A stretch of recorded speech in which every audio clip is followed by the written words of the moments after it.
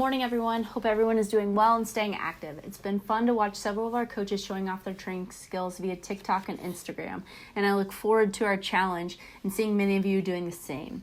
But the thing that I look forward to the most is seeing everyone roaming around Sports Express again. In the meantime, let's work to stay ahead of our opponents and continue to elevate our game. Here we have one of our senior athletes, Stevie Wolf. She's part of our 18-1s team. She's a Mount Notre Dame Academy future alum, and future musketeer at the Xavier University. We're going to have her show off some skills that you can do at home while working on your serving game. So let's go ahead and get started. A couple items that you'll need: a volleyball, some tape, and a wall. So first we're going to have Stevie go ahead and warm up. Stevie is right-handed, so left-handers, make sure you do opposite of what we're discussing here. She's going to put all the weight in her back right foot, with her left foot slightly relaxed and her toes kind of touching the floor. She's going to put her left arm up as her guide arm, with her right hand back, holding the ball, elbow up, loaded, and throw. One thing that you can note here is that Stevie does a really nice job of keeping her right hip and elbow in line with one another, almost as if there was a string attached to the elbow to the hip.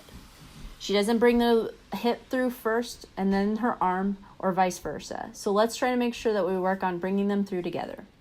You'll also notice that Stevie does a great job of exchanging the weight from her back foot, helping to create power. Some athletes feel the need to walk into their approach, but as you get older and more controlled, try this method as it allows for less error in your serve. And you also see that Stevie is keeping her right arm and following through to her side.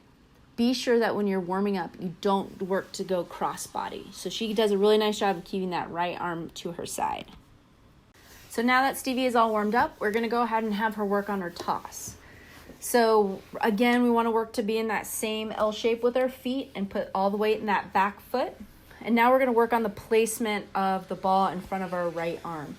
So we're going to take our left arm, which is holding the ball, and bring it over to our right shoulder. We want to have a slight bend in our elbow, our left elbow, and then have our hand kind of relaxed. And what we're going to do here is what I like to call a popcorn toss. So not a super high toss and we're going all the way up. We kind of load our legs a little bit and just gently let the ball roll off our fingertips. So you never want the toss to be too far out in front or too close to your body.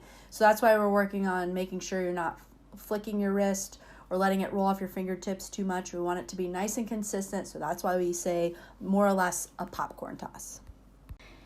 So now we're going to bring Stevie over to this X that we have, and we're going to work to have her try to land the ball on top of the X about 10-15 times. And as you guys get better and better at it, let's work to just challenge yourself, see how many times you can get in a row. That you can use either some tape and put an X on the ground, or you can use a plate. It's about 2.5 feet from your back foot.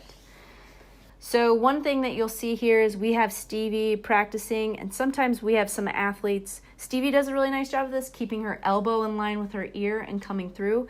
We have some athletes that like to drop their elbows. So if you have a sibling or a parent that's willing to help, have them resist your elbow like you'll see here, and then work on that exchange. Okay, keeping that elbow nice and high when you're coming through on the ball. Now we're going to go against the wall.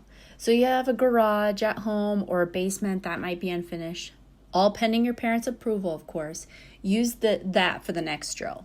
So we're going to have Stevie go to the wall and incorporate all that we just discussed before, such as exchanging the weight in your feet, bringing the hip and the elbow through together, and making solid contact on the ball. But one thing I'd like to touch on before is where on the ball we want to contact. If you look at the ball where the needle hole is, I like to reference this as the nose of the ball, with the eyes above and the mouth below.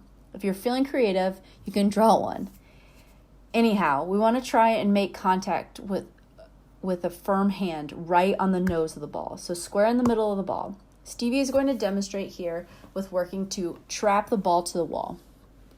A couple ways to tell if you're not meeting the ball is if you do any of the following. If it flies up and over your hand, you're likely getting underneath the ball, so quote-unquote the mouth portion. If it goes straight to the ground, you're likely hitting on top of the ball, so more like a quote-unquote forehead.